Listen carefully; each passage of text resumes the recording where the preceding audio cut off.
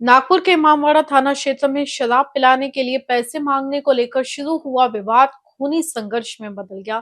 एक युवक ने दो युवकों पर चाकू से हमला कर दिया, जिसमें एक युवक गंभीर रूप से घायल हो गया है। पुलिस ने त्वरित कार्रवाई करते हुए आरोपी को गिरफ्तार किया है। पुलिस से मिली जानकारी के अनुसार रामबाग स्थित पाचनल चौक निवासी 22 वर्षीय रितेश उर्फ दादू वानखेड़े दलित वाचनालय के पास खड़ा था।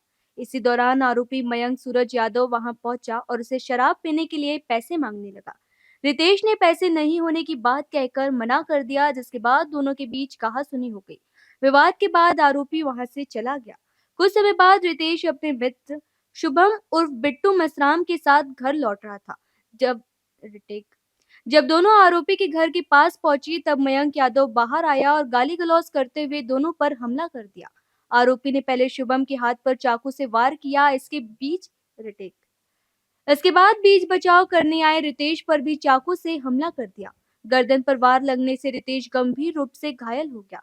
घटना के बाद स्थानीय लोगों ने दोनों घायलों को तत्काल मेडिकल अस्पताल पहुंचाया, जहां उनका उपचार जारी है। रितेश के पिता की शिकायत पर इमामबाड़ा पुलिस ने आरोपी मयंक यादव के खिलाफ हत्या के प्रयास का मामला दर्ज कर उसे गिरफ्तार कर लिया है। पुलिस मामले की आगे की जांच कर रही है। जखमी आणि आरोपी दोघेही इमामवाड्याच्या हद्दीत राहतात, एकाच वस्तीत राहतात। आरोपीने जखमीला दारू पिण्यासाठी पैसे मागितले होते, त्यावेळेस त्यांनी पैसे नाही असे सांगितले असता त्याचा आरोपीला राग आला आणि शिवीगाळ करून त्याने त्याच्याकडल्या असलेल्या चाकूने त्याच्यावर जीवघेणा हल्ला केला आहे। सदर गुन्हा दाखल होताच यातील आरोपीला ताब्यात घेऊन त्याला पोलीस कस्टडीसाठी न्यायालयात पाठवून 2 दिवसाची पोलीस कस्टडी रिमांड घेतलेली आहे व पुढील तपास चालू आहे। जखमी आणि आरोपी दोघांचे रेकॉर्ड आहे।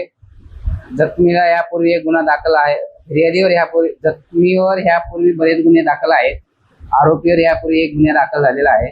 जखमीचे नाव आहे रितेश अश्वजित वानखेडे आणि आरोपीचे नाव आहे मयंक सूरज यादव। आरोपीला ताब्यात घेतलेला आहे, तपास चालू आहे।